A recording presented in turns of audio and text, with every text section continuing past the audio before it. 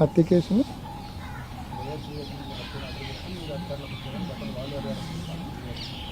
ఆ రోజు పవర్లో ఉన్నది వాళ్ళే కదా. ఆ రోజు పెదనాన్న ఇన్సిడెంట్ జరిగినప్పుడు చంద్రబాబు నాయుడు గారు ముఖ్యమంత్రిగా ఉన్నారు. ఆ రోజు 3 నెలల పాటు విచారణ సంస్థ సిట్ అయినా మరొకటైనా వాళ్ళ చేతిలోనే ఉన్నింది. నిజంగా అట్లా ఏదున్నా కూడా వాళ్ళు తేల్చిండాలి కదా. ఇంకోటి హార్ట్ అటాక్ థియరీ గురించి ఇందాక ఒక అంశం మీకు చెప్పా. ఏ రకంగా కొంతమంది విట్నెస్లతో వాళ్ళ ఇంట్లో వాళ్ళతో వాళ్ళ దగ్గర వాళ్ళతో ఏ రకంగా ట్యూటర్ చేసి ట్రైన్ చేసి అవినాష్ రెడ్డి పేరు చెప్పండి, గుండెపోటు అని చెప్పినాడని చెప్పండి అని. మీకు ముఖ్యంగా హార్ట్ అటాక్ అనే థియరీ పెదనాన్న చనిపోయిన మరుసటి రోజు అప్పుడు చంద్రబాబు నాయుడు గారి ఆధ్వర్యంలో ఆ గవర్నమెంట్ వీళ్ళకి బాగా ఇష్టమైన గవర్నమెంట్ కదా. మా అక్క గారికి చంద్రబాబు నాయుడు గారి గవర్నమెంట్ అంటే చాలా ఇష్టం. ఆయన ప్రభుత్వంలో మార్చి 16, 2019 ఆ రోజు సిట్ పిలిచింది సుంతక్కను. సిట్ పిలిచి ఒక స్టేట్మెంట్ రికార్డ్ చేసింది. సుంతక్క దగ్గర చేసింది, రాజశేఖర్ గారి దగ్గర చేసింది, సౌభాగ్యమ్మ గారి దగ్గర కూడా చేసింది అనుకుంటా. బట్ సుంతక్క రాజశేఖర్ గారి దగ్గర అయితే చేసింది. ఆ సిట్కి సంబంధించిన డాక్యుమెంట్స్ కూడా మీకు గ్రూప్లో షేర్ చేస్తా. ఆ రోజు చాలా స్పష్టంగా సునీతక్క అది గుండెపోటు అని చెప్పి తాను అనుకున్నానని చెప్పి కృష్ణారెడ్డి ఫోన్ చేసిన తర్వాత బాత్రూంలో ఇట్లా చనిపోయినాడు రక్తం ఉందని చెప్పిన తర్వాత ఆ లెటర్ కూడా డెత్ నోట్ వాట్సాప్ పెట్టిన తర్వాత అయినప్పటికీ కూడా నేను గుండెపోటనే అనుకున్నానని చెప్పి సుంతక్క చెప్తుంది. గుండెపోటనే అనుకున్నా, ఎందుకంటే మా నాన్నకు ఒక 1-2 ఇయర్స్ బ్యాకే స్టంట్ వేశారు. ఆ స్టంట్ వేసిన తర్వాత ఇంకా ఫర్దర్ బ్లాకేజెస్ ఉన్నాయి. ఆ కారణం చేత గుండెపోటు వచ్చి బాత్రూంలో పడిపోయి చనిపోయినాడేమో అని చెప్పి గుండెపోటు థియరీ సృష్టించిందే సునీతక్క. దానికి అది నేను విమర్శించడం లేదు. మార్చి 16, 2019 సునీతక్క సిట్ ముందు ఇచ్చిన స్టేట్మెంట్ ఒకసారి చూస్తే మీకే అర్థమవుతుంది.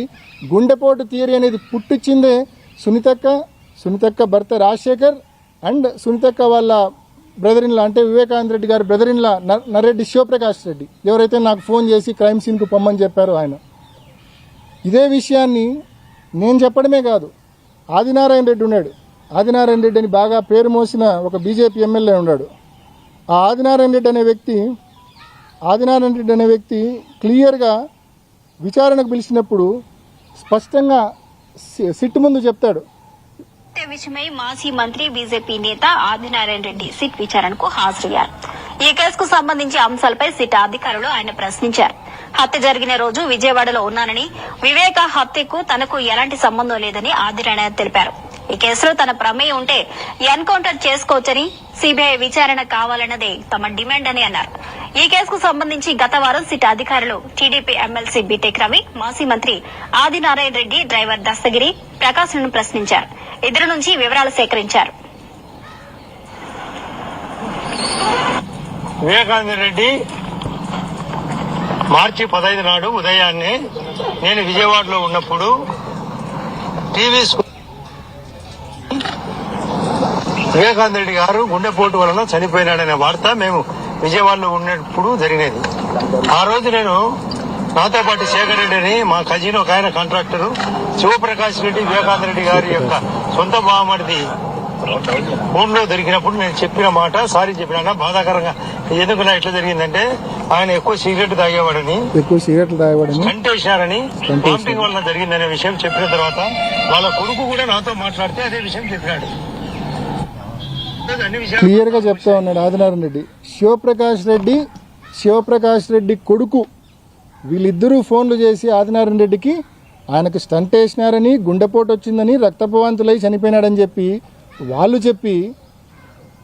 చెప్పి ఆ నిందను కన్వీనియంట్గా కొంతమంది విట్నెస్లను ట్యూటర్ చేసి ట్రైన్ చేసి సిబిఐ అనే సంస్థ తమ చేతిలో అప్పట్లో ఉండింది కదా అని చెప్పి ఇష్టం వచ్చినట్టు వాంగ్మూలాలు ఇప్పించి అనవసరంగా అన్యాయంగా మా మీద దోసే కార్యక్రమం చేసినారు. దీనికి ఎవిడెన్స్ ఆదినారాయణ రెడ్డి గారి వీడియోనే. దీనికి ఇంతకంటే పెద్ద ఎవిడెన్స్ మార్చి 16 సుంతక్ ఇచ్చిన వాంగ్మూలం, సిట్టు ముందు ఇచ్చిన వాంగ్మూలం. అది కూడా మీకు షేర్ చేస్తాను. అంటే తానంతకు తానే స్వయంగా ఒప్పుకుంది గుండెపోటు అని చెప్పి ఆమె అనుకుందని, ఆమె అందరికీ చెప్పానని. ఒకవైపు ఆదినారాయణ రెడ్డి చెప్తా ఉన్నాడు, వివేకానంద రెడ్డి